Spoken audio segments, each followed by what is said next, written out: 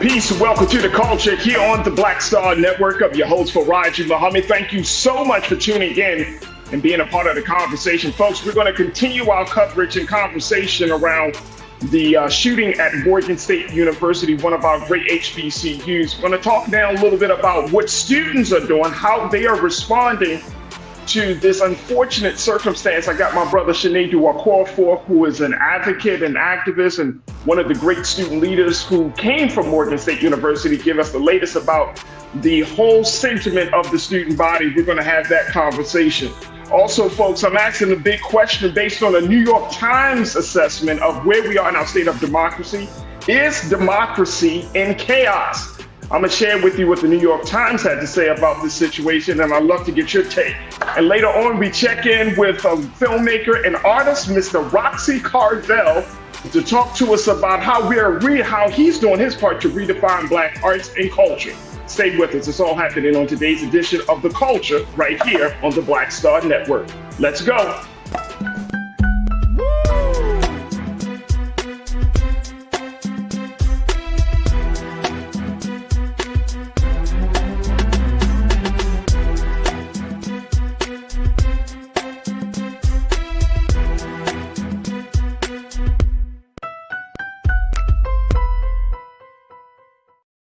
All right, folks, welcome to the culture here on the Black Star Network. I'm your host, Farajii. Thank you so much for being a part of the conversation and joining me today. We are streaming live on our home website, on our home platform, blackstarnetwork.com, blackstarnetwork.com. So, folks, if you haven't had a chance, make sure you drop by and check us out as we are streaming live there. Of course, that is the space, that is the hub of all of our dynamic, dope programming we have here on Black Star Network.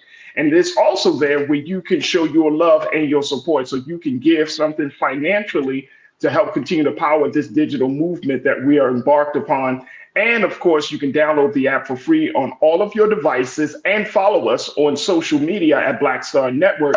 And we would love to continue to build with you. We're also streaming live on Amazon News, on your Fire TV, and on Plex TV, where we're streaming live on that platform 24 hours a day, 7 days a week. And of course, our new platform, taking Amazon to the next level, we're at Prime Video, folks. So make sure you find us on the Prime Video app under live TV, then go to news, and then also find us on, or you can find us on Amazon.com under Prime Video, then live TV, then news. Then we're there, and we're also on Freevee, and Black Star Network is there. So you can just find us under On Now, and then go straight to news, and boom, you will see us right there live and in living color. So check us out on all those platforms. Now, we're also streaming, of course, on our Facebook page. So make sure you check this out there on Roland Martin's Facebook page and on our YouTube page under Roland Martin. So make sure you check us out there. And it's on our YouTube page where you could join us in the chat to be a part of the illustrious culture crew for the day. Big shout out to the online culture crew that's checking in. I see the ABX girl is checking in. ABX girl, hello. My big brother, Brother Damon Blissett. Good to connect with you once again, dear brother. Pauline Hunt, thank you so much for checking in. We got Cindy D. I see you, Cindy. Hello, Cindy. John Allen, you checking in from Clarksdale, Mississippi. My man, thank you, John, for checking in. Pauline, thank you so much. McCall, good afternoon. Hey, McCall, good to connect with you again. My man, Monkey Confessions, thank you, sir, for checking in. Real Brooklyn, I see you. Hey. What's good, Real Brooklyn? Real Robin Welch, I see you as well. Thank you, Robin, for checking back in. Sweet Kids 2, thank you for checking in, being a part of the crew. And my sister, Corinna Denise. Corinna, good to see you once again. And Big Brother Willie Frazier. Good afternoon, Big Brother Willie. Thank you so much, sir. All right, folks, let's make it do what it do. Let's check in with my big brother. He is a diversity, equity, inclusion specialist. He's also a brother who has been on the front lines protesting for student rights, and improving the quality of student life, especially at the great Morgan State University. I'm so happy to have him joining us at this very, very critical time, especially in our HBCU. As you can see, I'm representing the Bears here today, Brother Sinead, dude. Gotta represent, yeah, bro. We gotta show our Bear pride, bro, especially at this time. But first of all and foremost, dear brother, how are you been? Good afternoon, big brother. Good afternoon. How are you? I'm good, man. I'm good. So, Sinead, let's talk a little bit about this situation because you're kind of in an interesting space because you are making your way, you were kind of traveling, and then you heard about this shooting yourself, right? Yes, indeed, indeed, I was. So, what was going on? Like, you were traveling from where to where, and then what did you decide to do? Yeah, I was traveling back for homecoming to visit and do be merry, make merry, be a typical Morgan student where you celebrate and meet up with your fellow students. And the unfortunate situation kind of stopped me in my tracks. I had to turn back around due to the magnitude of what happened and the cancellation of the homecoming celebrations. It's rather unfortunate. It is rather unfortunate, brother. It is very, very unfortunate to say the least. So we know that the latest right now, and there are some conflicting reports that are out there, but as of right now, based upon the school's communication, they have not found anyone. There are person of interest that the Baltimore City Police Department has, and they have released some video footage of that situation, some persons of interest, but no one has been arrested as of yet, as far as we know, right, Brother Shanabi? Yes, so far no one has. There hasn't been any arrests announced. And no one has passed away, no one has died. There has been no fatal, because yesterday we reported that there were five people shot, non-life threatening injuries. So there has been no fatalities from the situation. No, and that's a very important part to kind of speak on because we have to make sure that we're not projecting the idea that this was like an attempted murder type of situation. I think more Yeah. legal experts can get into that. But no life-threatening situations. Everybody is expected to make a full recovery. Absolutely, that's a blessing. That's a real blessing. Here's the thing there are a couple of things that are happening, and as folks can see here on our headlines, there are a number of students as a result of the shooting. Folks, the classes have been canceled, homecoming ceremonies have been canceled, rightfully so. But there are a number of students, freshmen and other students, who have decided just to take a few days off. They've actually returned back home. And Brother Sinead, I wanted to kind of get your take on what that means and what you've been hearing on the ground there as these students are kind of going back home. Is there fear, or do these students feel like that this is, especially freshmen, they're just coming to this campus, classes are just getting started, and then boom, a situation like this happens. Is there a sense of fear that freshman students and other students are having, like they do not want to return back to campus? As far as from what I've heard from administration, I think we should be very careful with our adjectives. There hasn't been from what they have gathered, there hasn't been a big sense of fear. It's more of concern and shock, more than anything else. This isn't like the term mass shootings is used to describe when it's two or more persons, but this isn't like the typical mass shooting that you would see that happens at universities or anywhere else. It was two disgruntled groups, and someone from the group decided to use a weapon to intimidate or what have you. So I think students are just more or less kind of concerned and just shocked by the fact that something like this would happen and that would be a solution to a disagreement. And to those who are going home, I think in times like this, you do whatever is best for your own mental health. And I know this university has been offering mental health services with the MSU Counseling Center in Carter Grant Wilson, as well as the executive team of the president has been open, keeping their doors open to students who want to talk. And more importantly, I'm very proud of the student organizations. They have all put out statements. They have all been trying to help each other. There has been like hashtags where people are keeping their spirits up to not allow the negative event to tarnish the wonderful legacy of the national treasure, Morgan State University. Absolutely. As far as we know, Brother Shanae, are these students that are persons of interest, and Lisa, if you could post that, show that picture for us, please, one more time. Are these young people students of Morgan, or are these young people just from the outside of the community? Now that is the good question. I think from last that I heard that that their person of interest might be a student, but it also could be a mixture of both. of students and somebody local for the community. But I always implore people to stick to what the university is saying, and more importantly, what the local media is putting out, because the details are still late breaking, and new details are coming. As you can see, the images were just published today. So as time Yeah, goes on, we'll get more definitive information. I don't like to say things too definitively because you don't want the story to change. So right. best I can say is that it's still developing, but they believe that these are students. At least the person is a student, or they are surrounded by somebody in that group who is a student. I know that, and you know what the way you said it, I think was beautifully said, Brother Shanedu.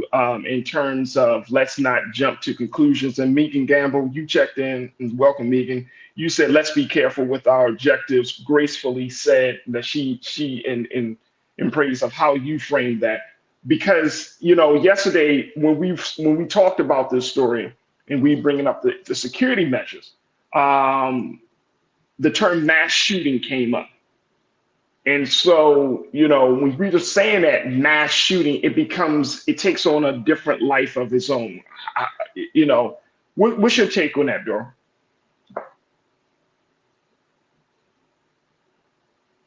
We got you on mute. We have the sound for Brother Sinedu. Okay, there we Can you go. hear me? Yeah, we Okay. can hear you now, Yeah, I bro. think the term is very dramatic, but there has never been, as far as I've known, there has never been some type of barometer for mass shooting.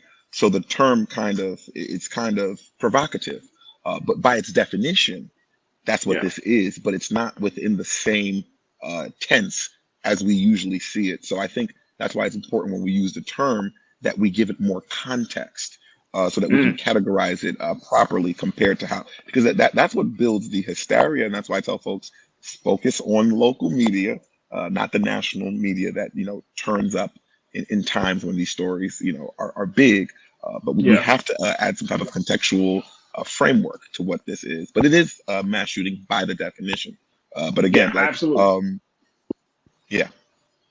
Yeah, I would absolutely agree with that. And I think that, and this is the part of the conversation that I wanted us to focus more on the students, because, I mentioned this yesterday, Shanedu. MSU Morgan is it's a national treasure, but it is like the heartbeat of Northeast Baltimore. You know what I'm saying? In terms of the cultural, educational, it is like Baltimore's college. You know what I'm saying? Baltimore's university, along with the other HBCU, which we're going to talk about in a few moments. But um, making sure that the students and, of course, the neighborhood, the community around there, and in my sharing yesterday, Morgan is not situated in some ragtag neighborhood. Morgan's not situated in some dump.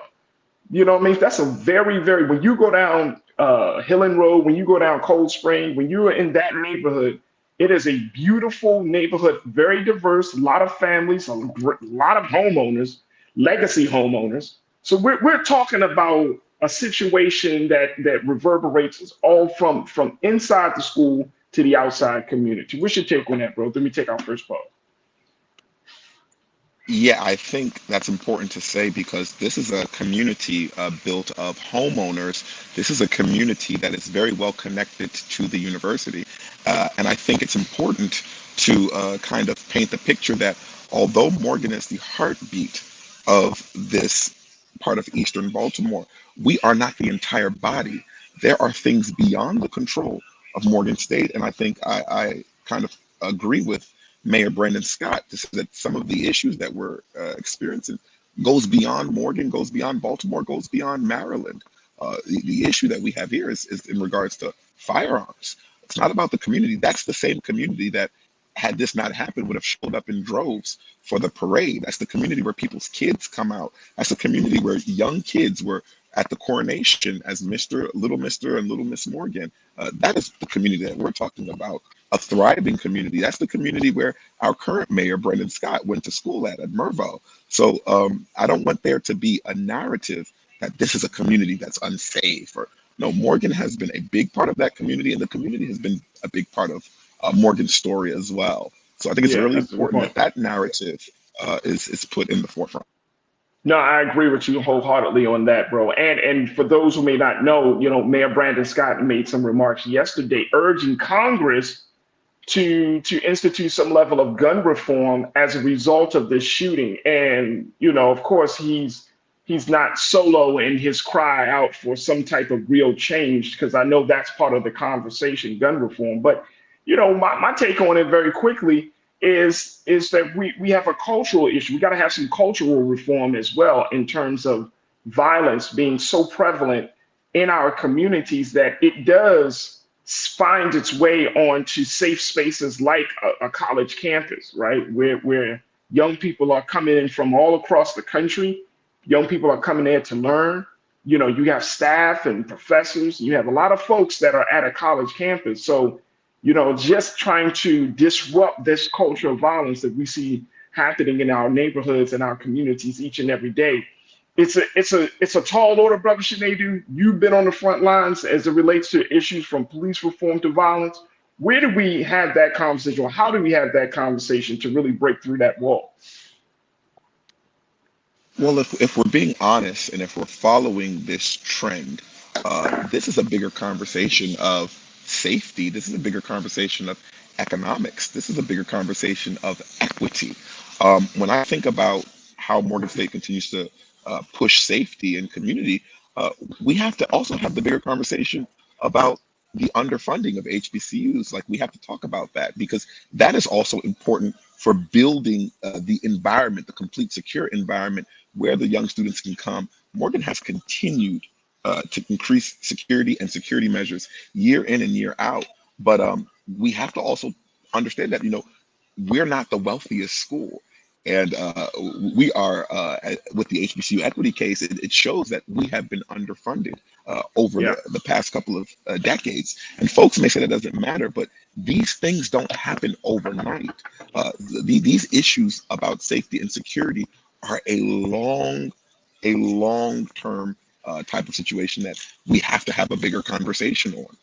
Oh, no doubt, no doubt. We got to take a quick pause. When we come forward, folks, I want us to continue the conversation about Morgan State University. I want us to talk about what another HBCU was doing to stand in solidarity with their fellow HBCU. We're going to talk about Coppin State University and how they are lending support to Morgan at this time. Folks, stay with us. We still got more conversation on the other side right here on The Culture on the Black Star Network.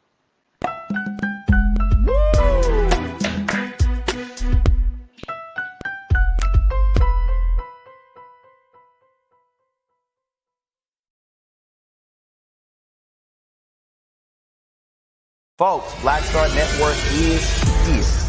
Oh, no punches! I'm real revolutionary right now. Support this man, Black Media. He makes sure that our stories are told.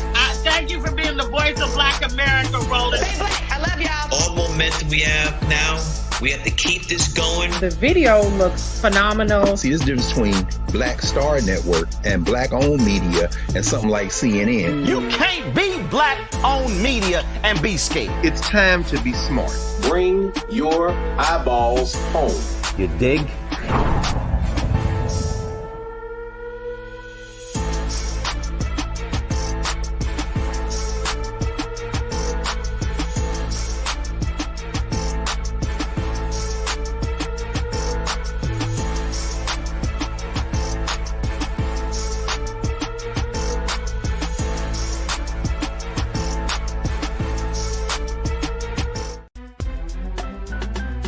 I'm Farajii Muhammad, live from LA.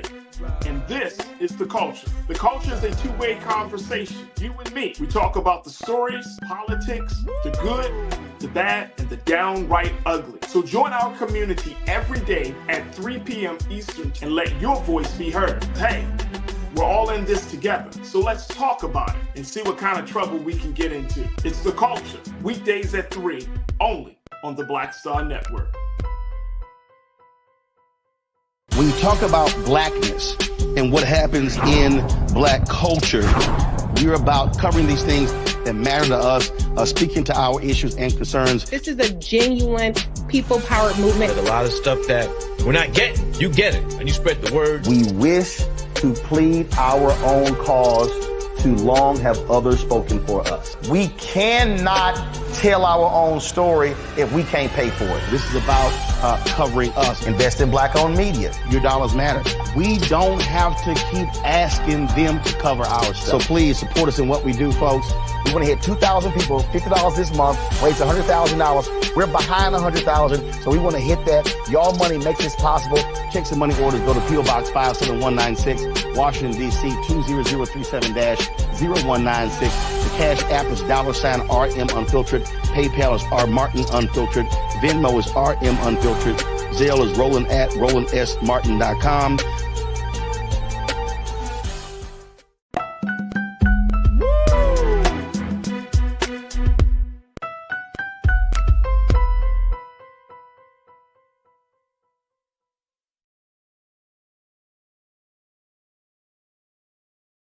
Network.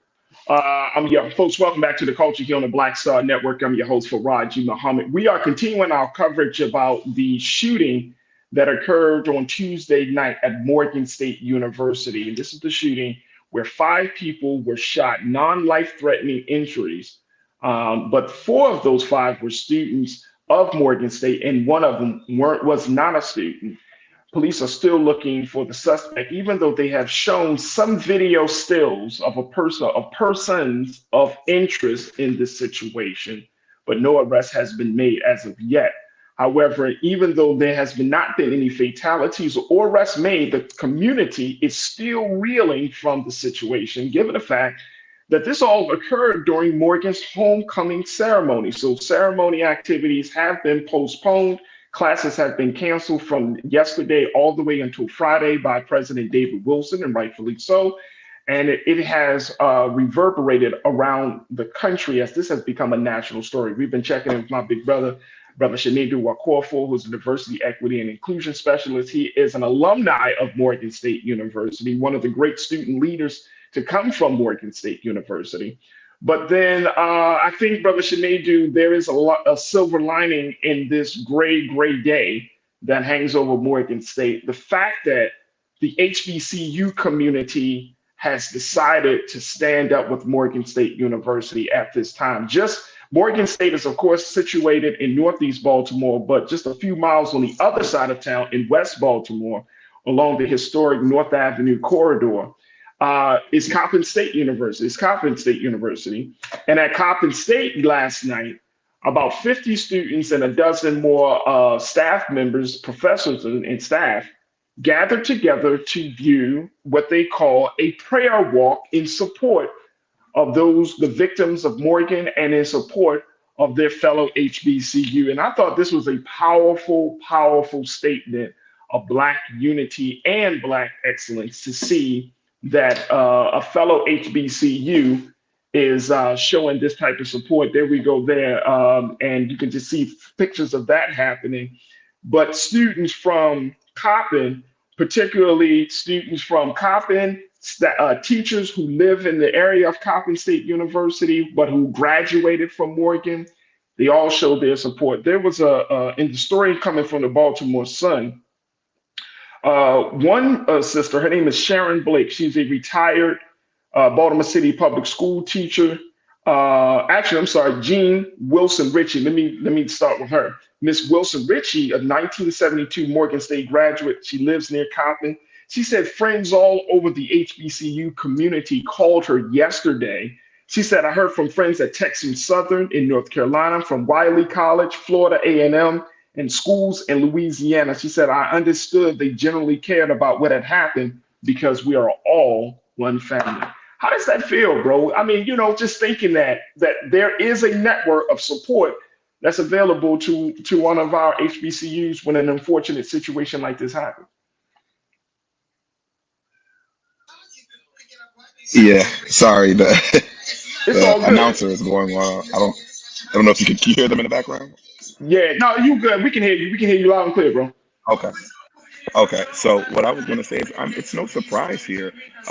This is a fellow Baltimore school, HBCU sibling is what Coppin is to us, and we're the 2 HBCUs in the city. And I'm not surprised that the solidarity is being shown because we're all one Baltimore. We're all one big HBCU family, and it's also a bigger message to let everyone know that violence is not acceptable on any of our campuses. It's not something that we accept, not something that we lean towards. And I've heard from many friends who graduated from HBCUs across the country who are also showing their solidarity and their support, and that's the HBCU legacy. So I am happy to see, even as a graduate, that folks still have that mind to show signs of solidarity, and more importantly, bringing prayer, which is something very historical to these schools, bringing prayer as a means of collectivism of the people. I'm very proud that our sisters across the way and brothers across the North Avenue showed their solidarity. And I mean, and I think it kind of dispels this myth that these schools are in competition with one another, right? Like it really takes away this it adds to the energy that we are all on one page, but then it also dispels this myth, like, we're fighting and whatnot. When you're talking about HBCUs, right? We could talk about the historical impact of it, the historical significance of the schools, but now you got to translate that into the modern day time. And I think that's one of the big things that this demonstration shows, that and it shows the value and the importance of a school like this. Because once you love the brotherhood, I remember in the scriptures it says just that speech, like that's when you know you have come to light. That once you love your brother and your sister, and you can feel their pain, even when you are not in pain, that's when you know something special is happening there. Absolutely, absolutely. We are all we're one. So that's in fact exactly how it has been. And it's important to say that we celebrate together, but we also mourn together. And that's Mm. important that we understand that as a Black community, as an HBCU community, that has been our history since our founding. And it's I think it's rather remarkable to see that the new generation is carrying on that torch of together. Oh yeah, that's absolutely true. Angie, you check it in. Angie Brown, thank you for being a part of the chat. Angie, you said very much, so much love. I'm into that. Everyone has had enough, and gun violence and violence at all is unacceptable. We all stand together on this topic. Where do we go from here, Brother Shanita? We got a few moments left to talk about this a little bit, but where do we go from here? Because does this situation, even with the stand of solidarity from Coppin, even with HBCUs showing their support, what, does it really put a change in anything as security measures? Does it change? Like, what do we do with all of this attention and potential momentum? So this, to me, is a multi-pronged approach, multi-dimensional situation. I stand by the recommendation and the guidance of Mayor Brandon Scott, where we have to go federally and get some legislations as it pertains to guns. We cannot kick that can down the road any further. Um, we have to do something about these guns, because no matter if we had a million officers there that day and a million metal detectors or whatever, the access to guns, the proliferations of guns, the need of guns by just regular Americans, it's getting to an uncontrollable level. We saw that on January 6th a couple of years ago. It's getting crazy. That is on the macro level of what our government should be doing. I think from the local approach, from the university standpoint, I think the university will continue to assess the security situation, have experts make recommendations, take those recommendations to the community, which they've always done, to the SGA, the student regents, the board of regents, and make a collective decision on what is best for everybody, as well as the community. The Maryland governor can continue to advocate for gun control and gun legislation. But I think it's not a who is to blame for everything. And I think that's where people go in times of crisis, where it's blame this person, blame that person. It's a collective thing that needs to happen. It's a myriad of solutions. And we need to not let this go by the wayside. They catch the gentleman, and then tomorrow we let it go. Because unfortunately, Yeah. we've had over 500 mass shootings this year, almost averaging 2 a day. You know, it's bigger than just what happened at Morgan. This is a national issue, a countrywide issue, an American cultural issue. Oh, I couldn't agree with you more. And one of the big things that I keep thinking about is, I think it was maybe, see, this is 2023. I think it was like 2022 or 2021. Remember, there was this rash of like threats coming to HBCUs. You see what I'm saying? And I mean, this was just over the past year, about 2 years ago. Y'all remember the screw? You know, the folks were calling in bomb threats over, at HBCUs. And, I don't know what has happened since then in terms of the security. I don't know with some new measures have been put in place, but I hope folks don't, like you said, go back to sleep and just say, oh, okay, well, it's over, or they caught the person that's responsible for this shooting, therefore we're good. We're finding that every couple of years there are moments where HBCUs are under attack in a violent way. And even we thank God that no one was fatally killed during this scenario, but it could happen. It really, really could happen. Official Tanika, you said HBCUs need more armed security details, especially while people are working out policies. In the meantime, more armed security. And I know that the Morgan State Police, the Baltimore City Police, they're gonna investigate whether they handled this situation properly. With given the amount of people and all of the festivities, they're gonna handle that. What was your take on what Official Tanika said? More armed security, is that something that we need to do?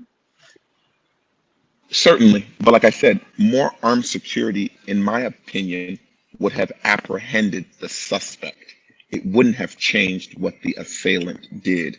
I think what we need to be looking at is we need to be discussing a lot of mental health of these young people. Disagreements are not new to the universe. They're not new to the world. We've been hearing about disagreements since biblical times. But to be picking up a gun, any type of weapon, when you disagree is egregious. And I believe, and I follow studies and I follow research that I think we have to address the mental health situation in this country because it's not getting good. Our children are suffering mentally, and it's being labeled as a niche, and it's not niche. We have to talk to our kids. Parents need to have conversations with their children, love on their children, because I know back in my day, I'm not that old, but like at the very least, when you didn't have an agreement with somebody, it wasn't about pulling a firearm. It wasn't about trying to seriously harm somebody. At worst, people would fight, and you move on from that. It's starting to progress to a very dangerous level, and I think ignoring the mental health and just increasing security doesn't solve the problem all the way. It needs to be both. Oh, absolutely. Definitely would agree with that. Well said. All right, folks, look, we're going to continue to keep our eyes on the situation, and of course, any late new updates about this situation, but we will certainly continue to pour out our prayers to make sure that the students and the community of Morgan State University recovers. We got to take a quick pause. When we come forward, let's shift gears. Let's talk about, as we talk about guns, as we talk about safety and security, let's talk about the uncertainty of democracy, the state of democracy right now. There is more and more national conversations that are being had right now, folks, where folks are just wondering what is going on with American democracy. I'm gonna share with you some of the latest around this issue from the New York Times, that they put out a piece today about where we stand with democracy, going as far as to say democracy is in chaos. And I want to get your take. Do you agree or disagree? Is democracy in chaos? We're going to have this conversation started off with Brother Shanadu, and of course, continuing it with you on the other side. So stay with me. That discussion is up next here on The Culture on the Black Star Network.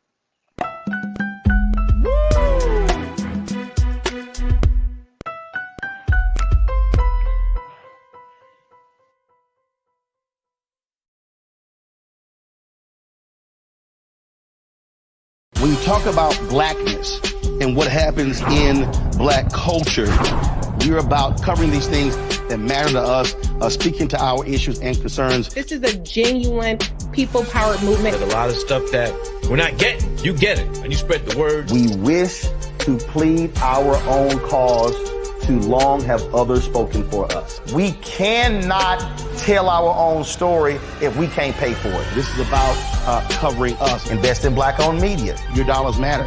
We don't have to keep asking them to cover our stuff. So please support us in what we do, folks. We want to hit 2,000 people, $50 this month, raise $100,000. We're behind 100,000, so we want to hit that. Y'all money makes this possible. Check some money orders. Go to P.O. Box 57196, Washington, D.C. 20037-0196. The Cash App is $RM Unfiltered. PayPal is R Martin Unfiltered. Venmo is RM Unfiltered. Zelle is Roland at RolandSMartin.com.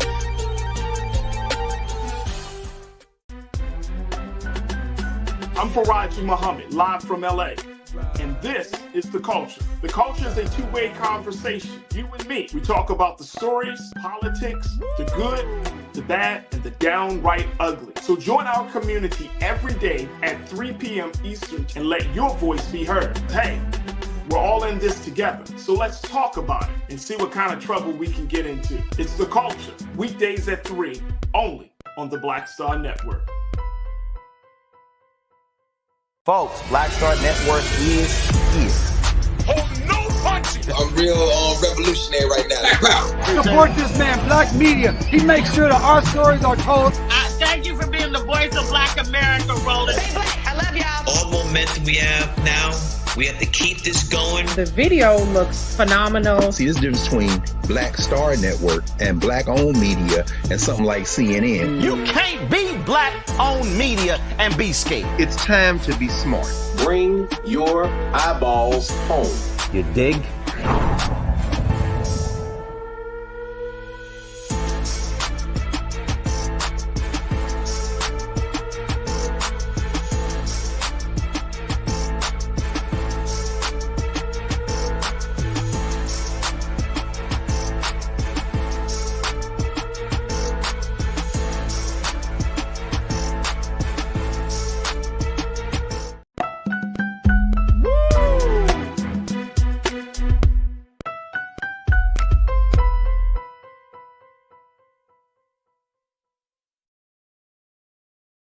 All right, folks, welcome back to The Culture here on the Black Star Network. I'm your host, Farajii Muhammad, checking in with my big brother and culture crew member, Brother Sinedu Okorafor. All right, Brother Sinedu, let's talk about something that you are also passionate about outside of Black student issues. You're also passionate about this thing called politics. And what are we looking at here, brother? What are we looking at? Of course, that historic vote to oust Kevin McCarthy happened this week. But it has now been brought into a larger picture. And this is why I think it's important for us to not get bogged down on small circumstances of one particular incident or situation. You got to look at the big picture here. The New York Times put it out there on their morning newsletter, folks. If you get the New York Times morning newsletter in your email, they put it out there.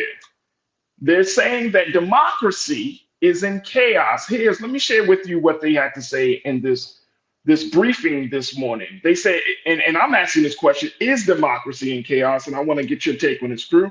But it said, imagine if you were a foreign leader surveying the political chaos in the United States. For the first time in history, a party has just fired its own Speaker of the House in the middle of a term.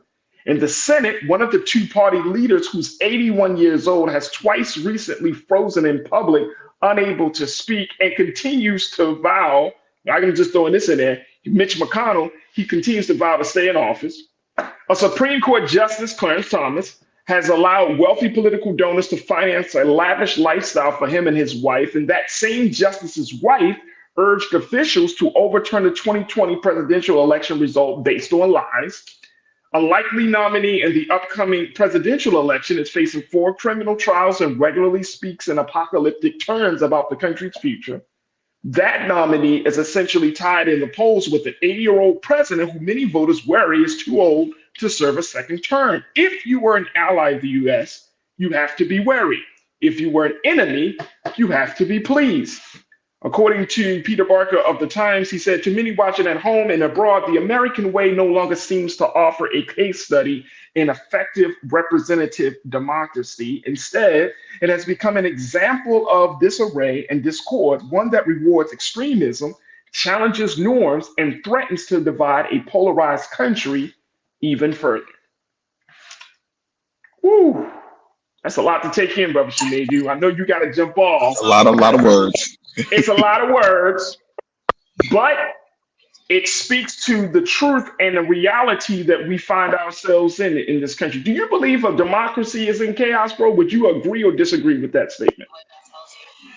I would agree it's in chaos. I would agree. I would say it's been in chaos for a while, and I am of the unpopular opinion that it's not just Democratic or Republican. It's politicians altogether. The fact that eight individuals, had the power or foresight to be able to remove a speaker is unheard of. The fact that somebody would agree on that rule in the first place, which is what McCarthy did, is unheard of as well. But I said this to a colleague of mine the other day. I said it's almost like this is a funny TV show, but it's real life. These are people's lives. This is the state of the country. In 40 something days, our government is up to be shut down yet again. And we don't even have a speaker to currently negotiate those deals or make those deals. Like, what is happening? The world that looks to us to be a leader in democracy. I think there's two things America exports greatly, and that's democracy and freedom. And both of those things are up for question right now. And it's a huge deal. It's not just about the economics of the country, but the soul of what this nation was, quote unquote, built upon, or at least what we said in the Constitution. These things are all up for question right now, and it's dangerous. It's dangerous. And very quickly, Brother Shanita, because I'm going to let you go and on up your time. Where does Black America sit with this? Where do we stand in knowing that the very thing that we have always hoped for, a system of representative politics, may be the thing that it may be the thing that may not be able to save us? Where do we stand in that? That's a hard one. That's a hard one. I think as it pertains to Black America, I mean, what I would say is we stand in confusion, in disbelief. I think, for me personally, I believe that the elected officials that are representing us are doing, quote unquote, best that they can, but we need more. We need more people.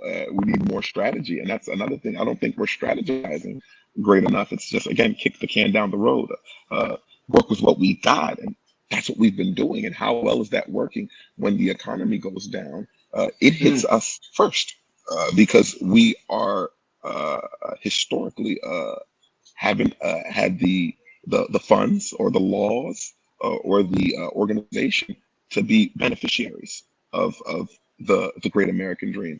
So I believe, and I always speak on voting, I believe this is why it's important that we are voting in our interest. People who look like us, stand with us, and represent what we represent, so that we do have a fighting chance, so that when moments like this come down, we're not just sitting in a catatonic state. Absolutely, absolutely. I'm gonna stop it there with you, brother, because I know you got to hop off. But I truly, truly appreciate your insight, your expertise, as always. Of course, we're gonna have our brother to join us for our upcoming Black Men Summit, where we're redefining and celebrating Black manhood. So I can't wait to hear what you bring to the conversation as we have those discussions as well, kicking off on October the 16th. But Brother Shanadu, thank you so much for always bringing us so much to think about, and more importantly, thank you for being so good for the culture. May God bless you to get home safely, brother, and we'll reconnect with you soon. Thank you so much for having me. Peace. All right, peace, brother. Folks, we're going to take another quick pause. When we come back on the other side, let's continue this conversation. I'm going to share with you what else the New York Times had to say as they spoke to political scientists, they spoke to democracy scholars as they look at this thing about whether democracy is in chaos. Folks, this is a very serious situation.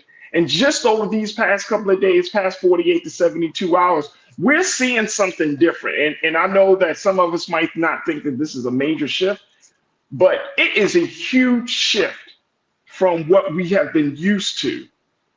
It's a huge, huge shift. So I'm going to share with you what else has been said about the state of democracy and, of course, get your take on this. But the big question is, for the Big Culture Convo, Is democracy in chaos? Do you agree or disagree with this statement, folks? Join us in the conversation, streaming live right now on YouTube under Roland Martin. You can certainly watch us on Facebook. And of course, we are streaming on all platforms of Amazon News, Freevee, Plex TV, and Prime Video. And of course, on our home site of blackstarnetwork.com. Stay with me. The more conversation on the other side about this right here on The Culture on the Black Star Network.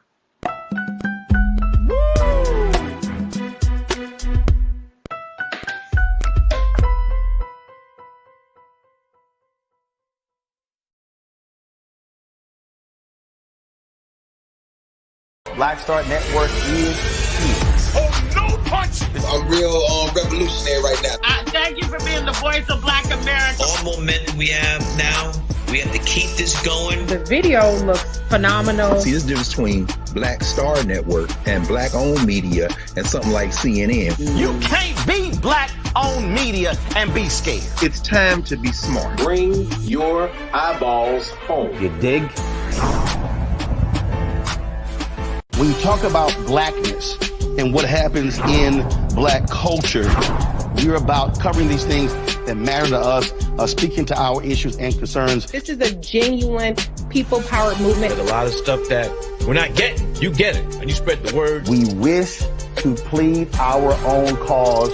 Too long have others spoken for us. We cannot tell our own story if we can't pay for it. This is about covering us. Invest in black-owned media. Your dollars matter. We don't have to keep asking them to cover our stuff. So please support us in what we do, folks. We want to hit 2,000 people, $50 this month, raise $100,000. We're behind 100,000, so we want to hit that. Y'all money makes this possible. Checks and money orders go to P.O. Box 57196, Washington, D.C. 20037-0196. The Cash App is $RM Unfiltered. PayPal is R Martin Unfiltered. Venmo is RM Unfiltered. Zelle is Roland at RolandSMartin.com.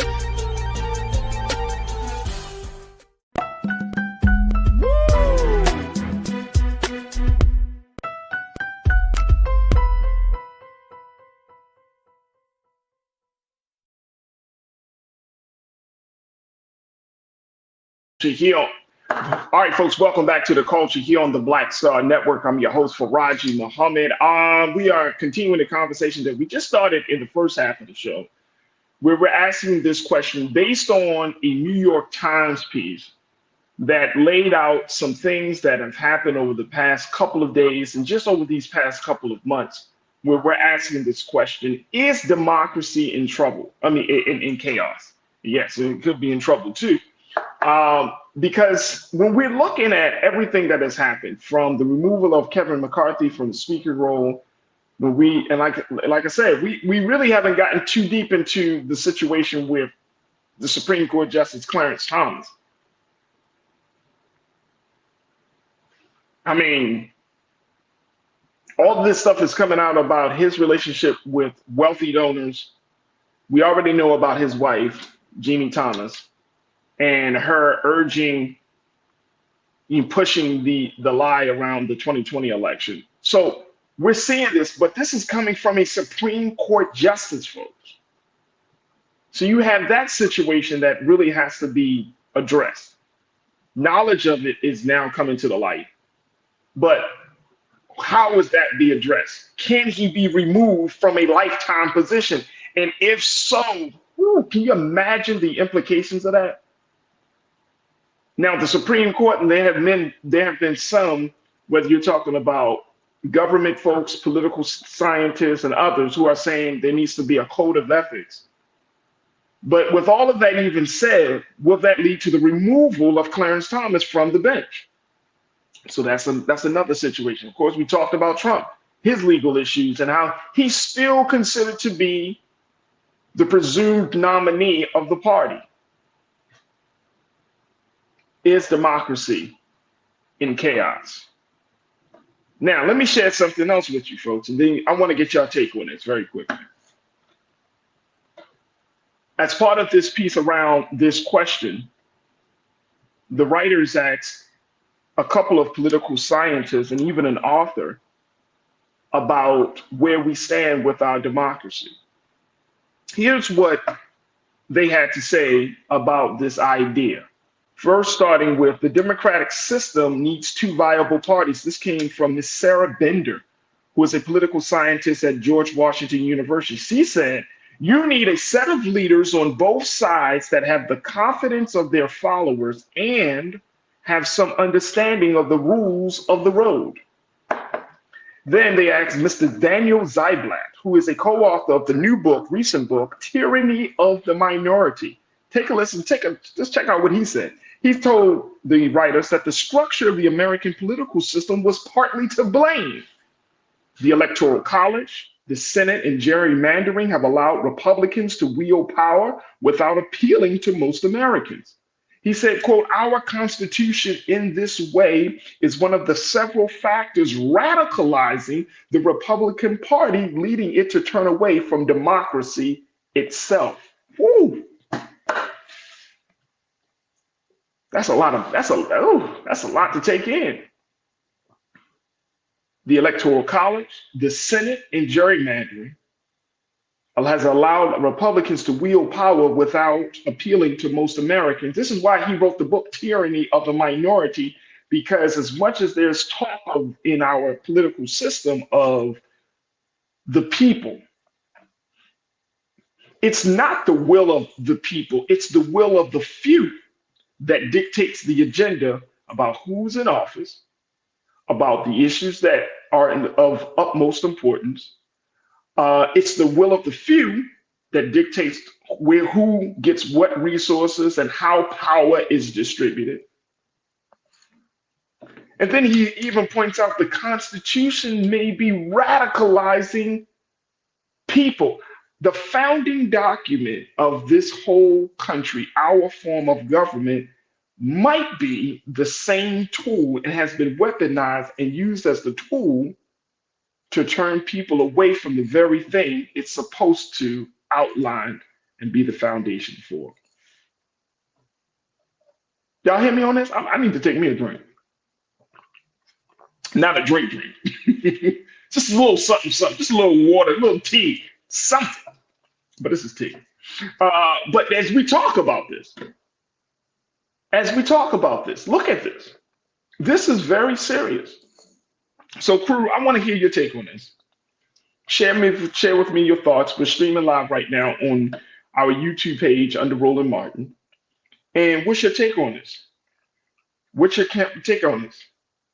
Corinna, you checked in. My sister Corinna, Culture crew member. Y'all can see her here on Fridays at 4 o'clock on the Culture, 4 p.m. Eastern Standard Time.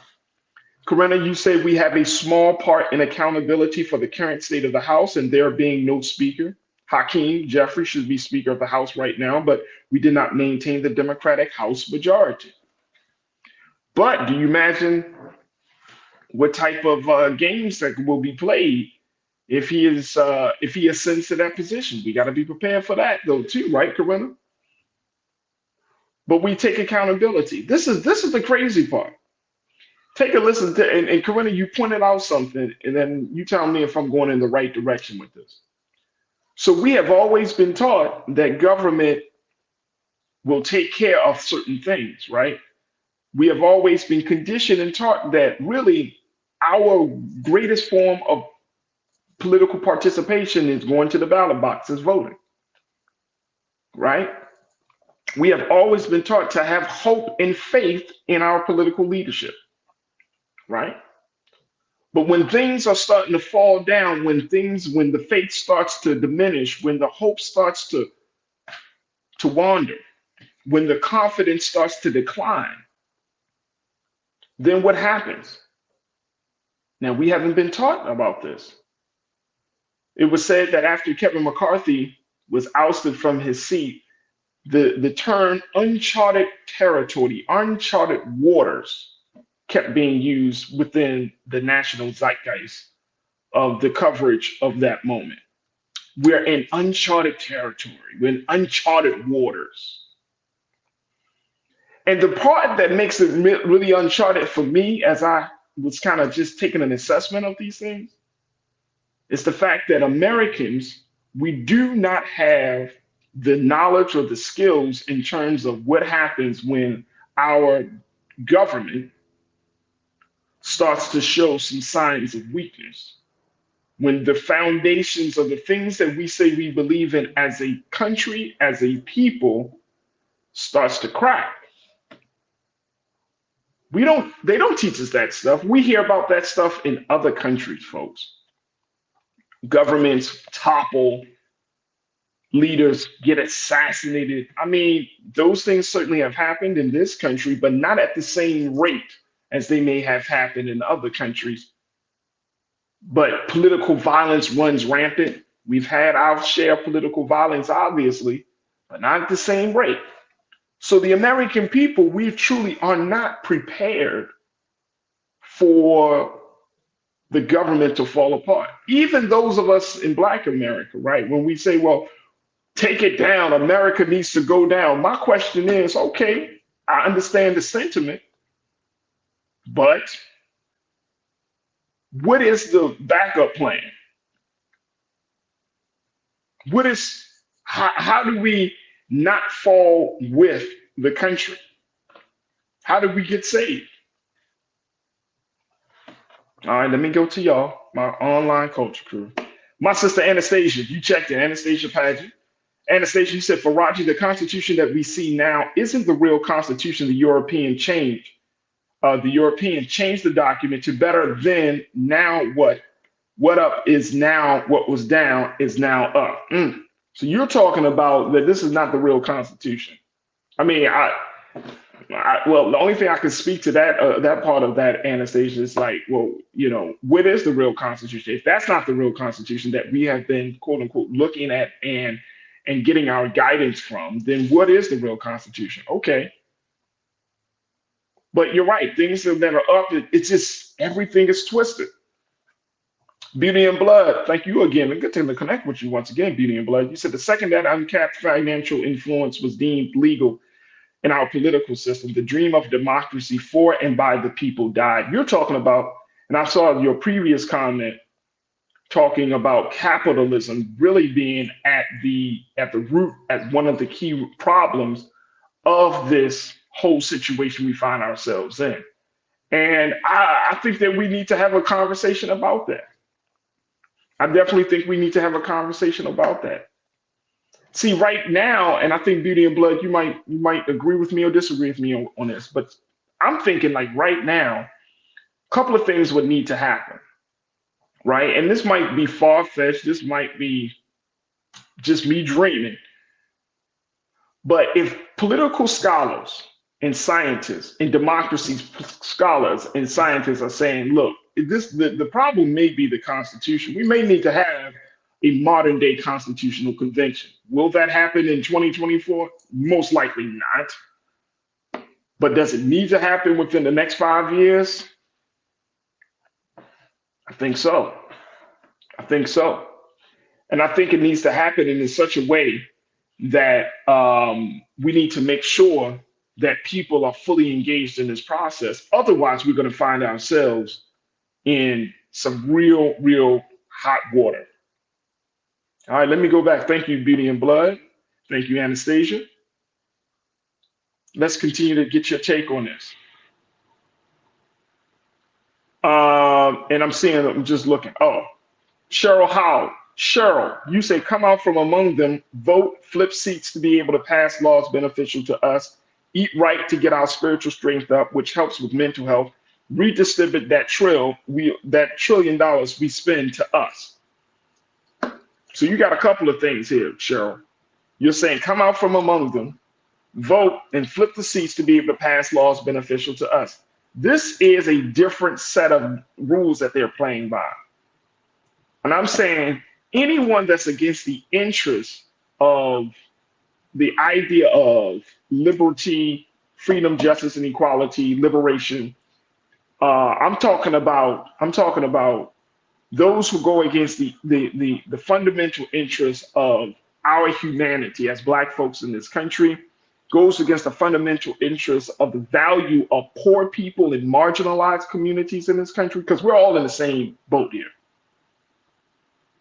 course, Black folks, we've had a long history of disenfranchisement, a long history of marginalization. We all know that. But now other communities are part of the same process, right? You know, where they're being disenfranchised. One of the groups that have always been disenfranchised by this country, even though this country owes a debt of gratitude, is the poor. Poor Black people, poor white people, the working class poor, right? And so that's what we're seeing right now.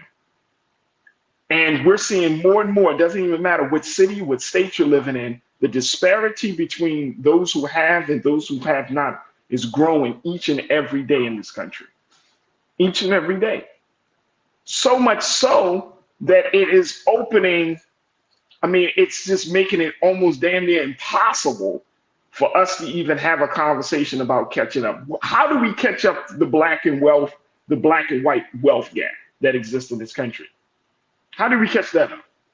Opening a couple of businesses here, investing in some stocks there, saving money here. You know what I mean? The system is so, and I think to your point, Beauty and Blood, the system is so distorted and so dysfunctional. It will leave us just constantly yearning and hoping and wishing upon the star that something would change.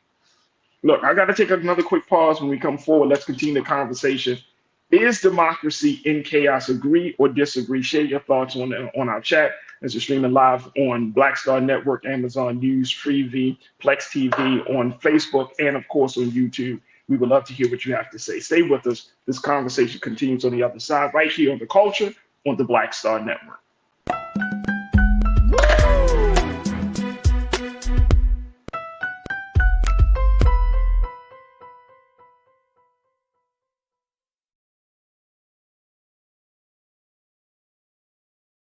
Pull up a chair, take your seat. The Black Tape with me, Dr. Greg Carr, here on the Black Star Network. Every week, we'll take a deeper dive into the world we're living in. Join the conversation only on the Black Star Network.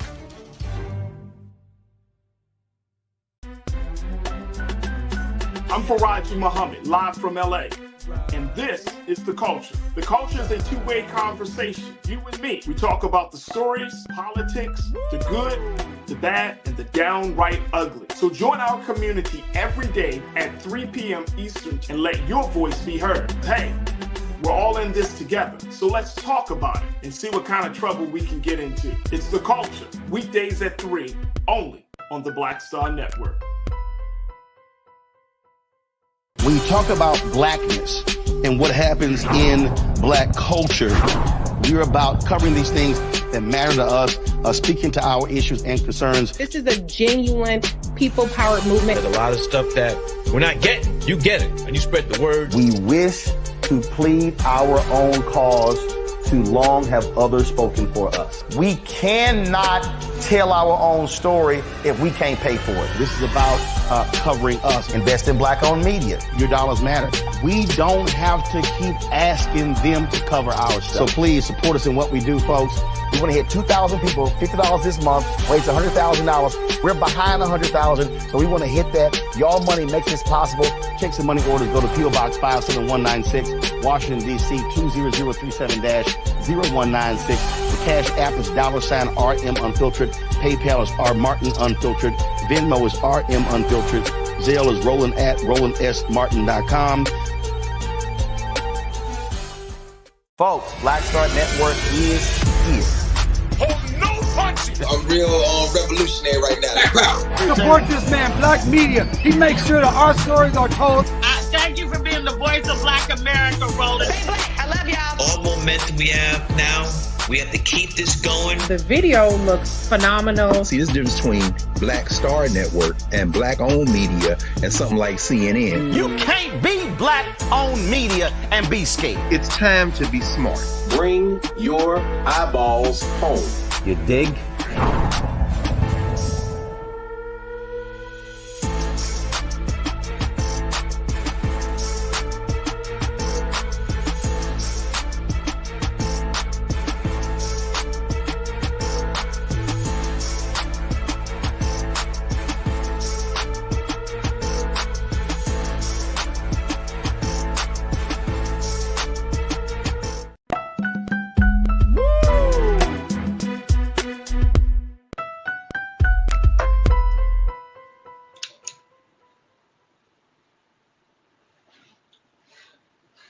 All right, folks, welcome back to the culture here on the Black Star Network. I'm your host, Farajii Muhammad. We are talking and having a conversation, and I want you to join me, folks, as we have this discussion about, is democracy in crisis or in chaos, excuse me.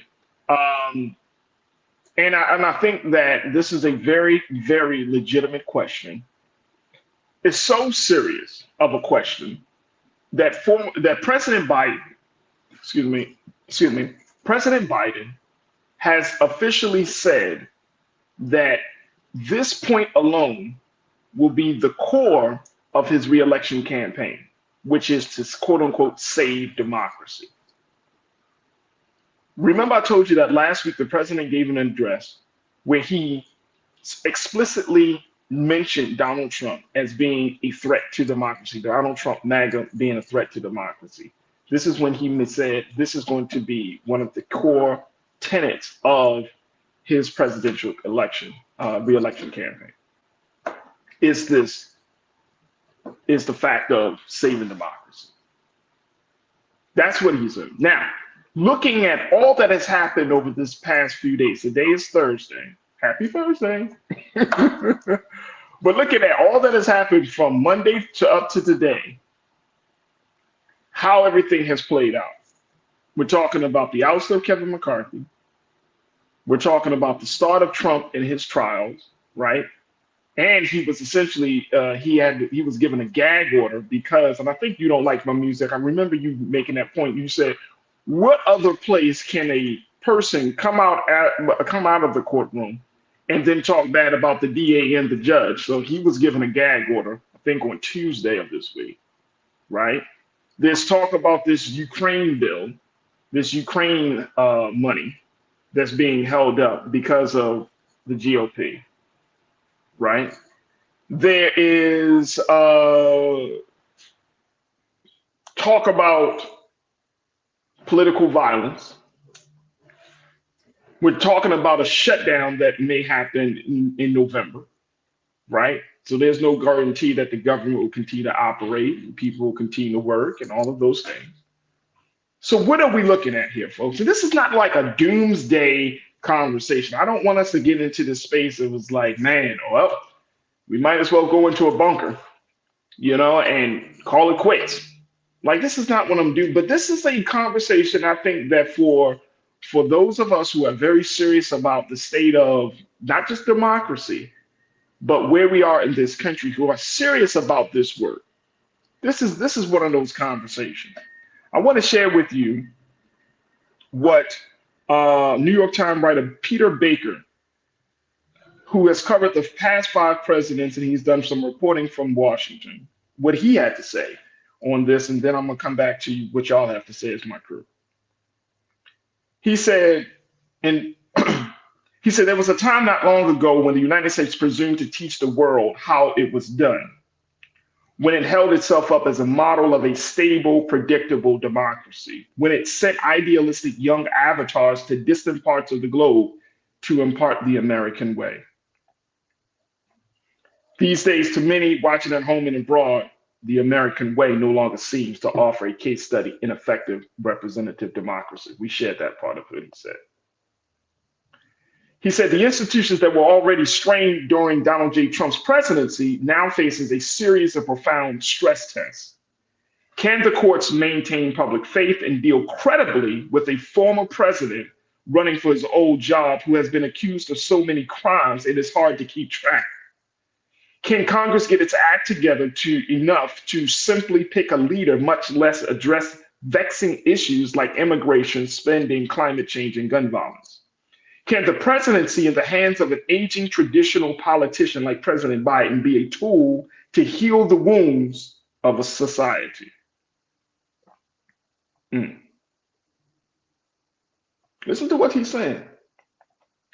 He said the former President Trump has long chosen provocation over peacemaking, but in recent weeks, he has escalated the violence of his rhetoric. He threatened to investigate NBC News for treason if he gets back in office.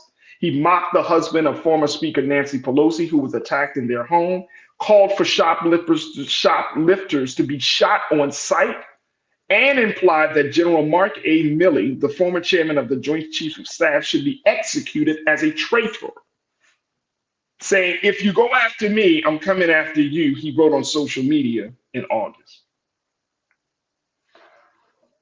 The political parties, of course, sometimes devolve into internal struggles. The Democrats have their differences as well, although not nearly as drastic as those of the Republicans, and they have their scandals.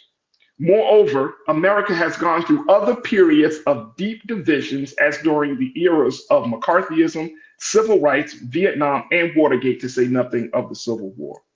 What is different now, according to some scholars, is that Republicans under Trump have directly attacked the foundation of the democratic system by refusing to accept an election that they lost by tolerating, if not encouraging, political violence, most notably the January 6th assault on the Capitol. According to one publisher, a democracy on the verge of veering out of control is the consequence when one of the major political players in the democratic process won't accept the basic rules of the game. This came from Daniel Zeitbleit, that Harvard professor who wrote that book, Tyranny of the Minority, with his colleague Steve Levitsky, who wrote another book called How Democracies Die.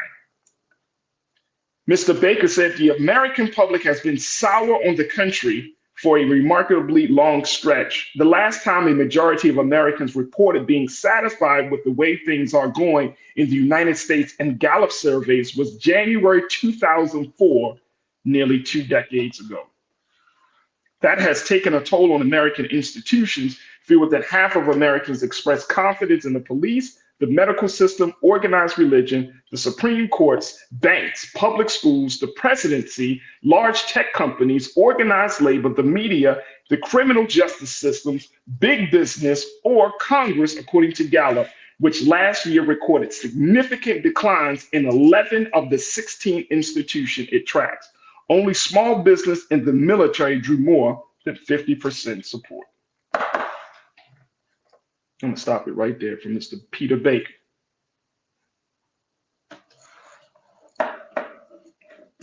This is heavy, folks. Again, we're not going to be able to get to all of this, right? We're not going to be able to have a resolution, but this is more of this type of conversation that is looming in every discussion, every political discourse that is happening in this country. And this is not just black and white. This involves all of us. This involves all of us. That we're losing faith in our government, that the leaders that are standing in front of us are showing that they have no idea what to do, that the rules of the game are changing right before our eyes, and there's no accountability nor consequence against those who are changing the rules for their benefit. Is democracy in chaos?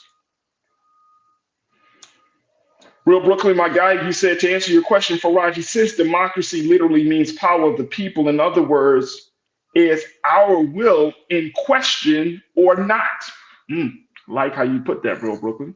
You said democracy in this country goes as far as electing public officials, but ends at inner workings of government.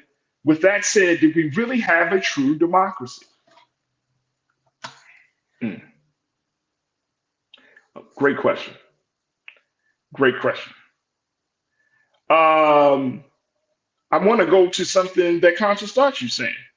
Conscious Thought, you said earlier, stop saying that, Farajii, that we do not yet have the numbers for a constitutional convention, because I talked about a constitutional convention, because we're seeing that more scholars are saying that the Constitution may be as responsible, and as I shared with you in that previous comment, how one person says it's radicalizing Republicans, but even though we may not have the numbers, Conscious Thought, the reality is, since the Constitution has not been updated, to truly speak to where we are in this Constitution, if we do not have a constitutional convention, and yet we're still going down the path that we're going, then the Constitution will render itself meaningless because we're not following the guidance, we're not following the rules. If the only rule for to be president, for example, is that you must be a citizen of the United States and be over the age of 40 years old, and that's pretty much it,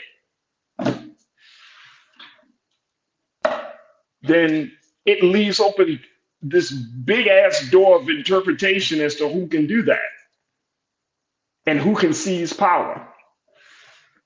But if we keep going down this road, then the Constitution will not be as effective. It will not be as meaningful. It will not be used as the guide for this form of government, because we have veered so far off, as Mr. Peter Baker said and Daniel Zeitblatt said in their book. We are veering so far off. We are in uncharted waters. Brother Willie Frazier, you said this. We're going to take another pause in a moment. You said for decades, maybe even centuries, this country has gone in and disrupted other democracies because their ideals are counter to capitalism. This is karma on a grand scale. Whew. Whew. That old saying, right, Big Brother Willie? The chickens have come home to roost.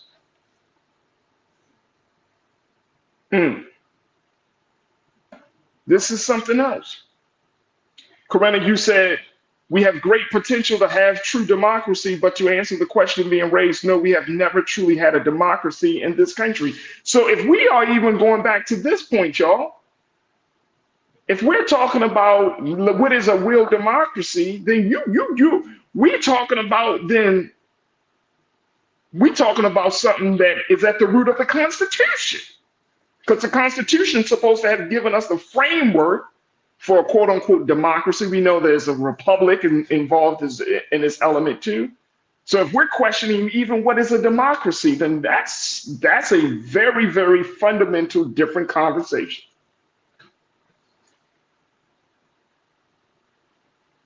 You see what I'm saying, y'all? So we are talking about something. We all got to question this. And this is not a question just for the scholars and the political leaders and for those in government. This is a question for the American people, whether you're Black, white, Asian, Latino. Here's the bigger question. Okay, so if we are kind of trying to question whether this is a democracy, then the bigger question is, what form of government, or what do we want a quote unquote democracy to look like moving forward?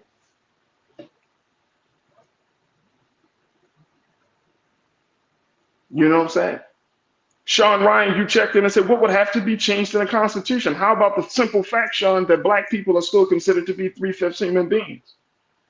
I mean, I know that might sound antiquated. I know that might sound like a moot point to some. But if you're going back, if someone who is a quote unquote fundamentalist of the Constitution, and they literally take that clause, that part of the Constitution to be the law, because it's inscribed in a founding document, then that means what? That person is carrying an attitude that can lead to a belief that could be inscribed in a law of disrespect for Black people, that have no regard for our life or our humanity or our well-being. Just using that as an example. Let's talk about the Electoral College and the idea that, yes, we can have a popular vote, and you're saying it's beauty and blood, get rid of the Electoral College, but you're saying if you have a small group of people who really dictates whether somebody gets into office, yes, millions of people can vote, but 200 or so folks can determine who becomes the president. Wow.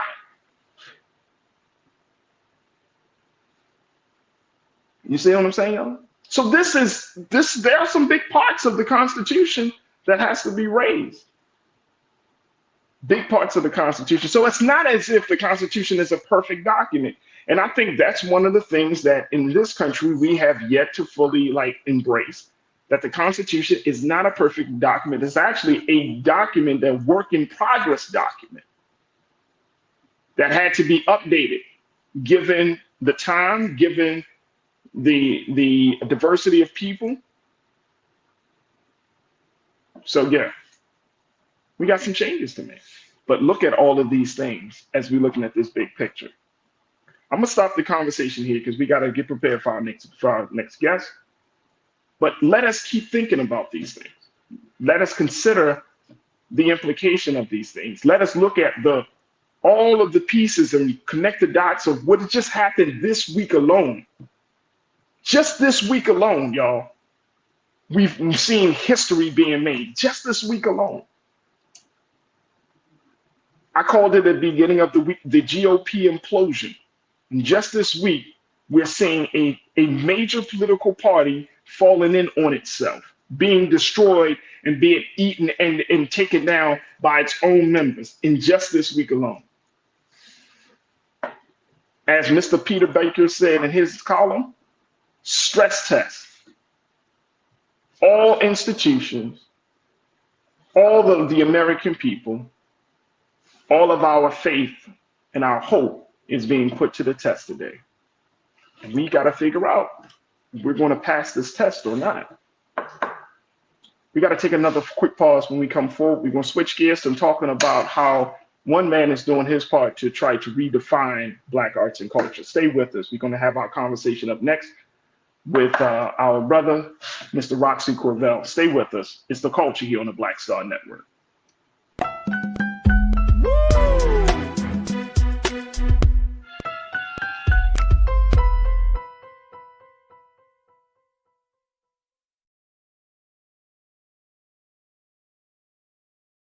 Pull up a chair, take your seat. The Black Tape with me, Dr. Greg Carr, here on the Black Star Network. Every week, we'll take a deeper dive into the world we're living in. Join the conversation only on the Black Star Network.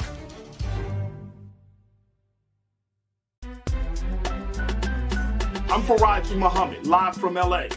And this is The Culture. The Culture is a two-way conversation. You and me. We talk about the stories, politics, the good, the bad, and the downright ugly. So join our community every day at 3 p.m. Eastern and let your voice be heard. Hey, we're all in this together. So let's talk about it and see what kind of trouble we can get into. It's The Culture. Weekdays at 3, only on the Black Star Network.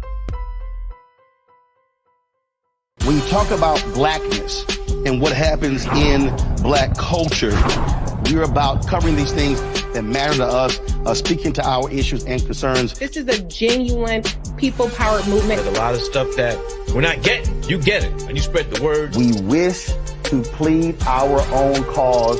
Too long have others spoken for us. We cannot tell our own story if we can't pay for it. This is about covering us. Invest in Black-owned media. Your dollars matter. We don't have to keep asking them to cover our stuff. So please support us in what we do, folks. We want to hit 2,000 people, $50 this month, raise $100,000. We're behind 100,000, so we want to hit that. Y'all money makes this possible. Check some money orders. Go to P.O. Box 57196, Washington, D.C. 20037-0196. The Cash App is $RM Unfiltered. PayPal is R Martin Unfiltered. Venmo is RM Unfiltered. Zelle is Roland at RolandSMartin.com. Folks, Black Star Network is here. Oh, no punching! I'm real revolutionary right now. Support this man, Black Media. He makes sure that our stories are told.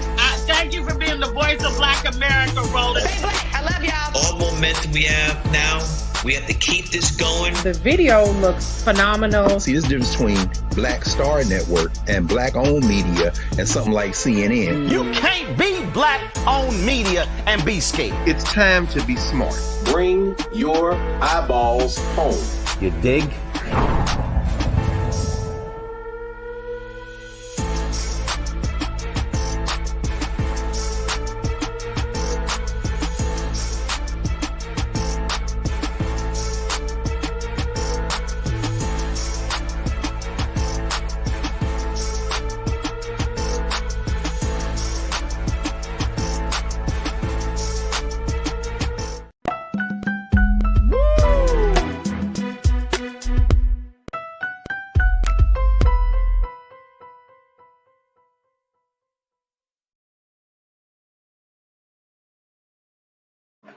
All right, folks, welcome back to the show.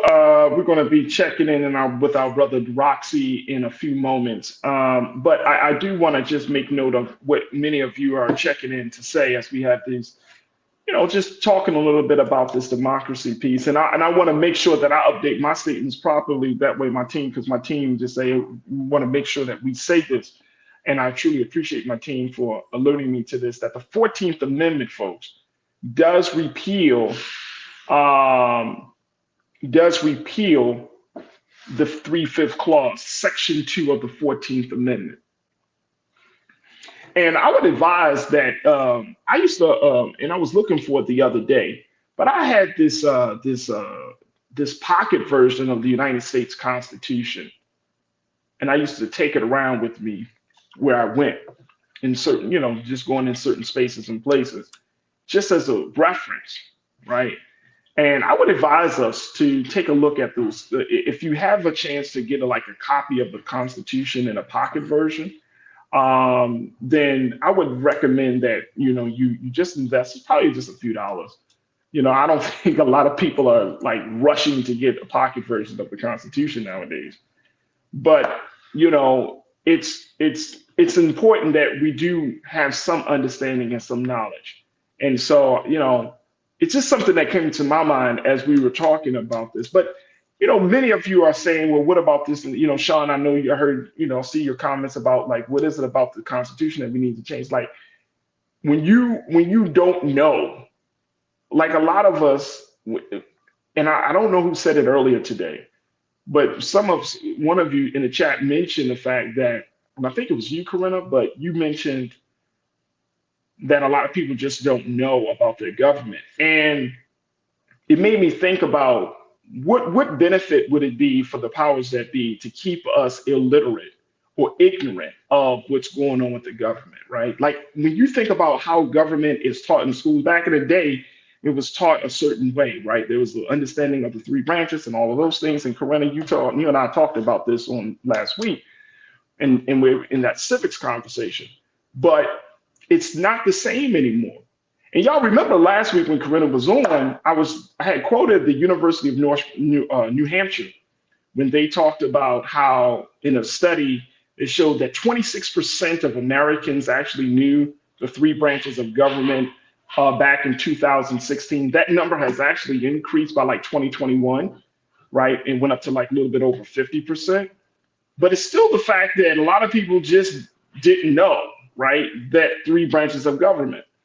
But it also speaks to the fact that, we are often kept in a space of ignorance. And I'm saying as the American electorate, right, as the American population, we are kept in a space of ignorance often. You know what I'm saying? We are more distracted rather than educated. And I think that speaks volumes about where we are in this country, and more importantly, where this culture is. So it is something else.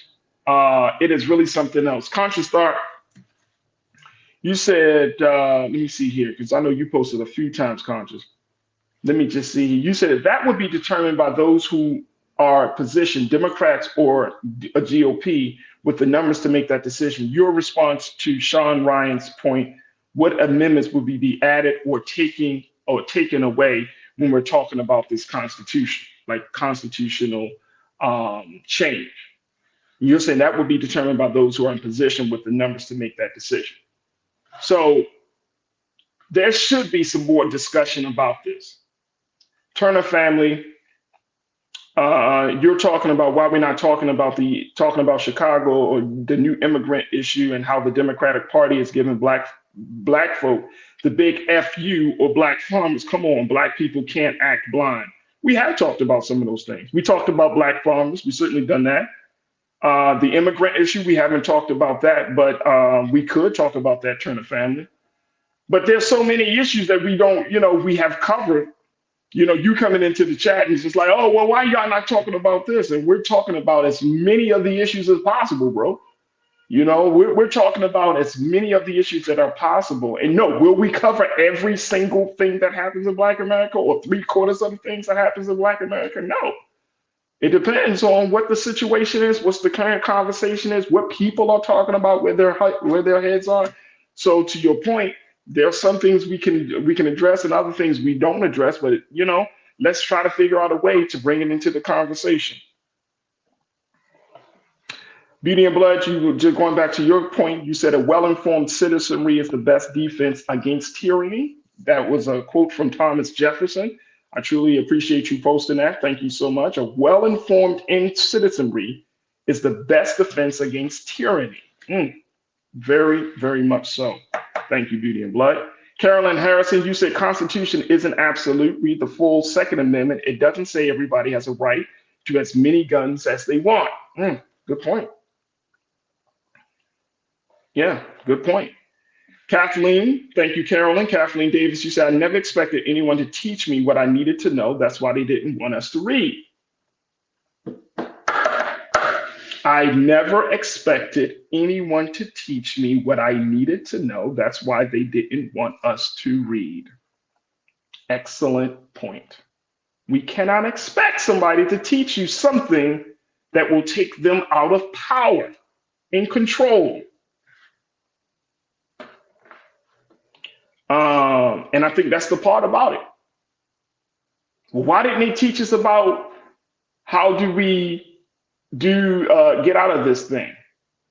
Yeah, well, because they will lose power and control. H. Renee Chambers, equal rights across the USA. Absolutely, I'm for equal rights. But guess what, H. Renee Chambers? Ms. Chambers, we have to fight for our rights. We can't just sit idly by and watch things happen and not say anything and not get involved, not advocate. I agree, equal rights across the board, but you're right. So when we're talking about this, this is the problem. I'm gonna take another quick pause. We're gonna try to get in with our brother, Roxy Carvel, and try to close this out in a nice bow as we have these big conversations. And I appreciate each and every one of you for jumping in a discussion around this. But let this be a guiding conversation. Like, this is still a work in progress. We're still bringing it in, but I wanted to at least continue the discussions that we have been having, because I don't want us to forget about the critical nature of the time that we're living in right now, folks. Very historic, very timely. This is game-changing moments, right? I was watching a documentary the other day, and they were talking about big moments in American history. This is a big moment, and we need to talk about it. We need to examine it. We need to analyze it. We need to make sure that we understand the magnitude of this moment and the implications of this moment. This is big. And if you got people in major newspapers and political scientists and democracy scholars and saying, look, America's moving into a certain direction that we're not necessarily prepared for. This is the direction that we've been saying that we don't want to be in. Then the American people need to know. We need to have some different conversations about our democracy right now. So stay with me, folks. We got to take another quick pause. Stay with us. It's The Culture here on the Black Star Network.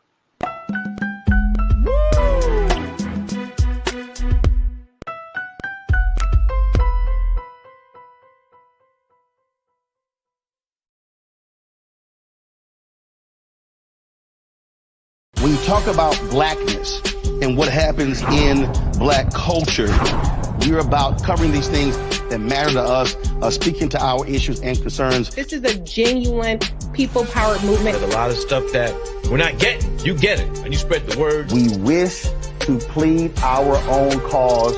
Too long have others spoken for us. We cannot tell our own story if we can't pay for it. This is about covering us. Invest in black-owned media. Your dollars matter.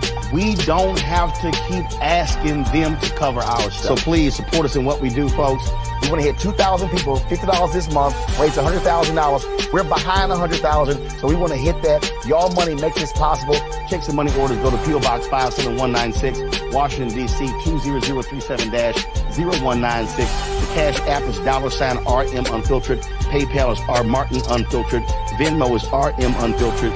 Zelle is Roland@RolandSMartin.com.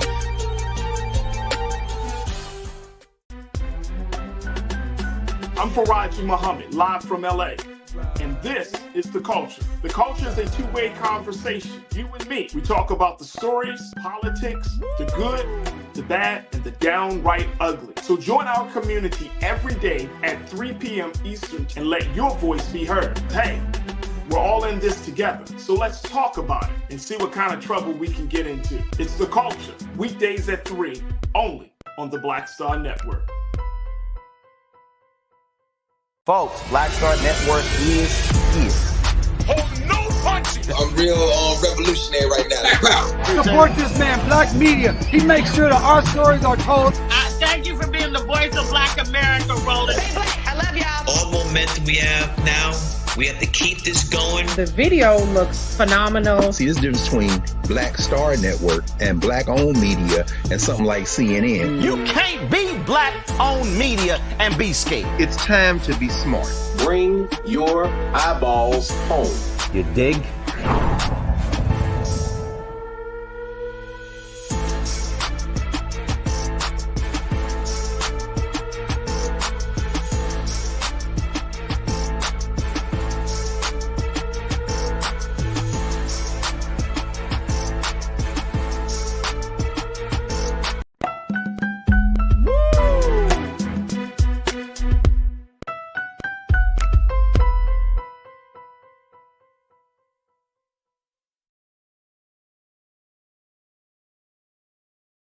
Folks, Black Star Network is here. Oh, no punches! I'm real revolutionary right now. Support this man, Black Media. He makes sure that our stories are told. Thank you for being the voice of Black America, Roland. Stay black. I love y'all. All momentum we have now, we have to keep this going. The video looks phenomenal. See, this difference between Black Star Network and black-owned media and something like CNN. You can't be black-owned media and be scared. It's time to be smart. Bring your eyeballs home. You dig?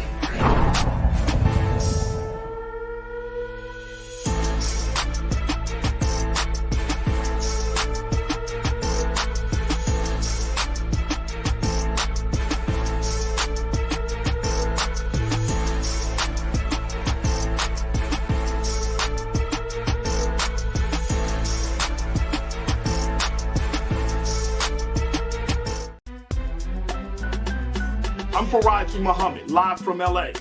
And this is The Culture. The Culture is a two-way conversation, you and me. We talk about the stories, politics, the good, the bad, and the downright ugly. So join our community every day at 3 p.m. Eastern and let your voice be heard. Hey, we're all in this together, so let's talk about it and see what kind of trouble we can get into. It's The Culture, weekdays at 3, only on the Black Star Network.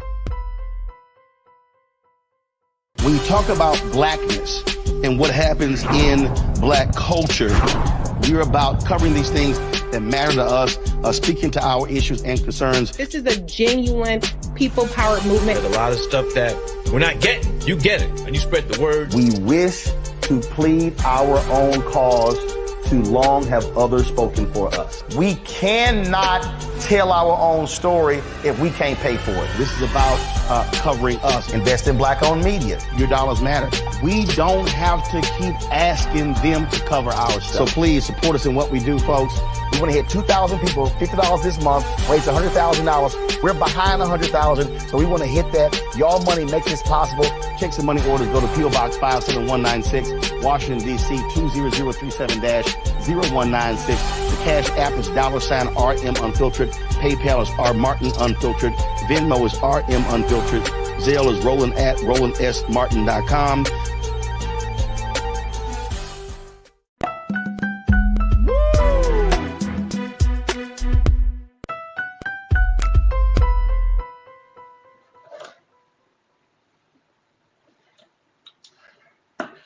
All right, folks, welcome back to The Culture here on the Black Star Network. Yeah, so many of you have been checking in and offering some valuable insight on these big conversations. So big shout out to you, my online culture crew. As we close out today's show, I definitely want to encourage you to check us out as we are streaming a lot of different things on our website at blackstarnetwork.com.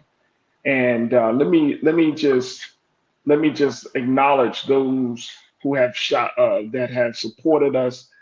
Gwendolyn and Scott 94509 just donated, made her donation in the as she mentioned that in our super chat. So Gwendolyn, thank you so much for your donation. Let's give her a little something, something. There we go.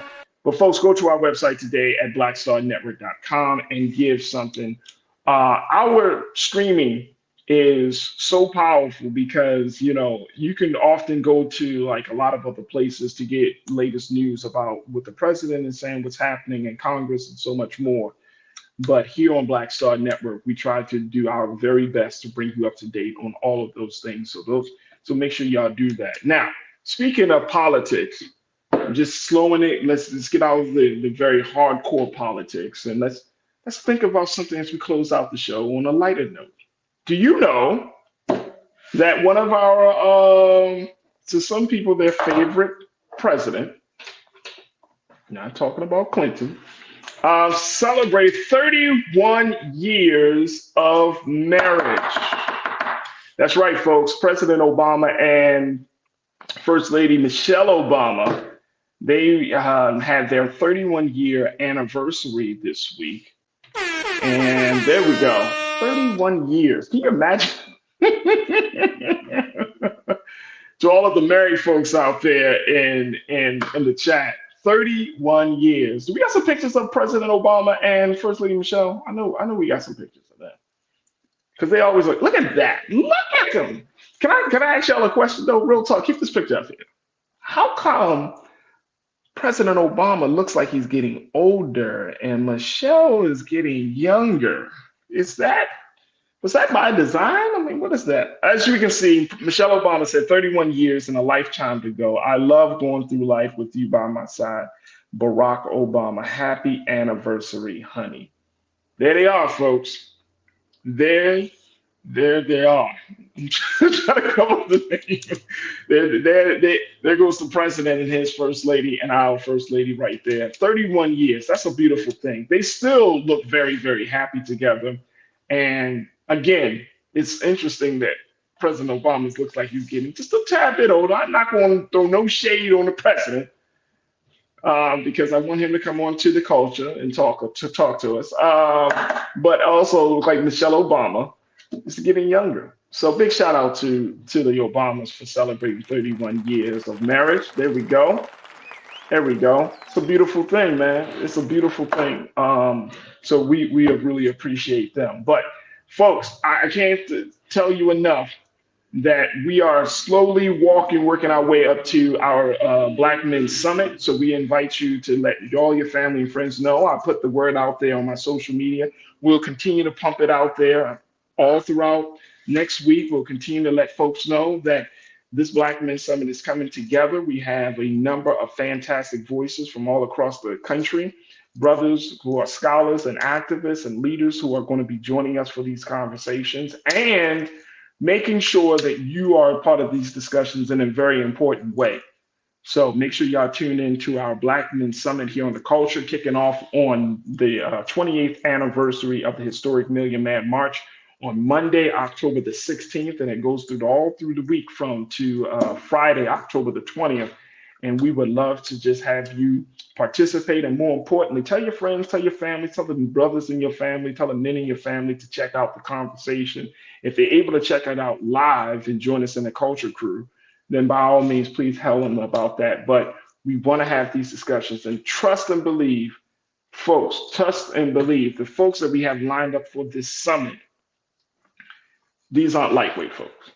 All of these conversations will come to even greater light with these men that are coming on and being a part of that. So again, that's kicking off on Monday, October the 16th, on the 28th anniversary of the historic Million Man March. All right, folks, that's going to do it for us. I want to thank each and every one of you. We didn't connect with our brother Roxy. Got to connect with him, make sure that we have that conversation about redefining Black arts and culture. So we'll make sure we do our due diligence there. But I truly appreciate all of you for joining us in the conversation, our great online culture crew. If you are new to the crew, welcome. If you are a legacy member of the crew, welcome, and thank you so much for your continued support. And it's certainly something that we don't take lightly. So thank you, thank you, thank you. Make sure y'all do your due diligence. Again, download the app Black Star Network on all your devices. Follow us on social media and give as much as you can, as much as your heart desires, as much as God inspires you to give to support this digital movement at this time. Because I don't know any other time than right now for us to have a platform like this, to have conversations like this, where other folks are just talking on the surface. We're trying to do our best to get into a much deeper level. So go to Black Star Network today, download the app for free, follow us on social media, and support. Also follow me, yours truly, at Farajii Muhammad on Facebook, The Real Farajii on Instagram. I need your Instagram followers so we can continue to push things out, to continue to have these conversations. And I would love to just to connect with you, to all of the crew members who send me videos. I take a look at these videos. These videos are crazy. Some of the stuff that y'all send me is just crazy. Not that you make it crazy, but just some of the content, just some of the stuff, the knowledge of certain things blows me away. So keep sending me videos, keep letting me know what's going on so we can do our part to bring it to the forefront here on this space. All right, so stay tuned. Up next, Roland Martin Unfiltered, Thursday nights, 6 p.m. Eastern Standard Time. But always remember this, folks. Never be afraid to challenge what's wrong. Stand for what's right while being yourself in the process. God willing, we will talk tomorrow. We got my sister, Corinna Denise, checking in. Hopefully she'll be able to check in tomorrow. But we got some great conversations lined up for you tomorrow for another exciting edition of The Culture right here, only here, exclusively here on the Black Star Network. Talk to you soon. Peace.